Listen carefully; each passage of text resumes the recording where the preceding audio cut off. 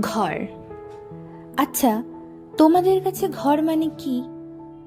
চার দেওয়াল, মাথায় ছাদ, এলাহি সব আসবাবপত্র জাঁকজমক করে সাজানো, সবসময় পরিপাটি এক বাড়ি, তাই না?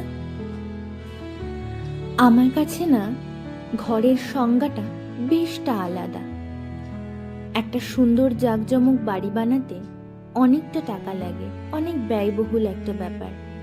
কিন্তু একটা ঘর বানাতে আরও দামি জিনিসের প্রয়োজন। তা হলো অনেকটা ভালোবাসা, সময়, স্মৃতি, আবেগ, অনুভূতি, আদরে আবদারে মোড়া একটা সংসার। আমি নিজের বাড়ি, ঘর, চেনা মানুষ, চেনা শহর ছেড়ে অনেক দূরে অন্য একটা শহরে অন্য বাড়িকে ঘর বানানোর চেষ্টায় আছি। চেষ্টা নয়, বানিয়েই ফেলেছি।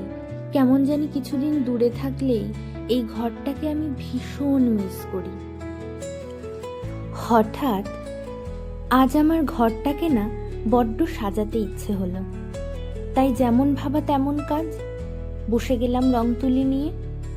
কখনো কখনো খুব মন খারাপও হয় যখনই ভাবি হঠাৎ করে একদিন আবার অন্য কোথাও চলে যেতে হবে আমার এই স্মৃতিমাখা ঘরটাকে ফেলে।